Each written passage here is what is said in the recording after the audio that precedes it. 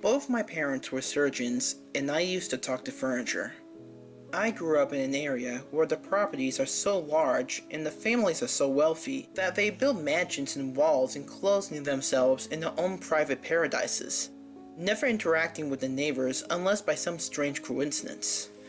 I was homeschooled until the age of 7, which is where the story ends. But first, it begins at 4, where I can first remember what my childhood was like.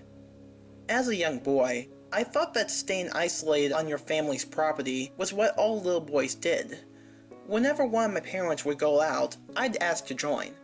But they'd shake their heads and explain that only adults left home, and only in very dire emergencies.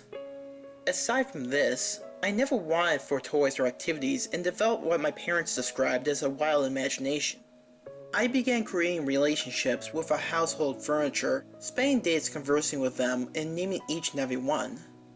My parents seemed to indulge my imagination more and more, increasing the amount of furniture in the house dramatically. My father had always considered himself somewhat of a handyman and often explained to me his love of constructing things and how he had handcrafted certain pieces.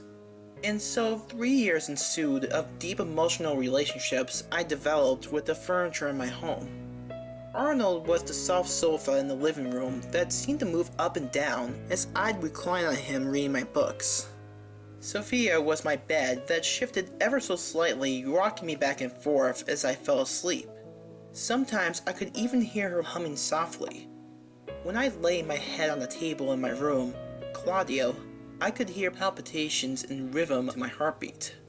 I constantly spoke with Theodore, a rather small chair that was very responsive to me, making humming sounds and strange vibrations even when unprompted. But above all, I loved Gladys, the large softest couch in the home, the one who seemed to share my breath.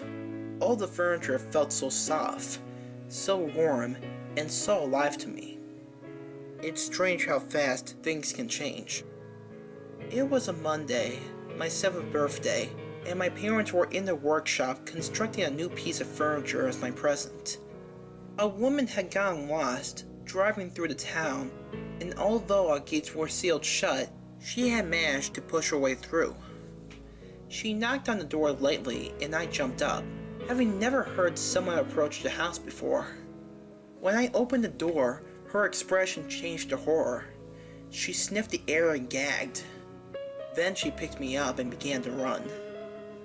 Tomorrow, I turn 27, and I've been rolling over in my mind if I should sit in the gallery while my parents are executed.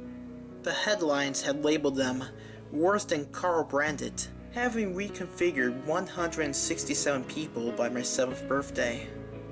They were never branded murderers because no one died, but it was much worse than that. 167 people to make 71 pieces of furniture. That's 664 limbs reassembled in formations no mind should conjure. Sometimes people think I'm a Buddhist. There is no furniture in my apartment. Both my parents were surgeons, and I used to talk to furniture.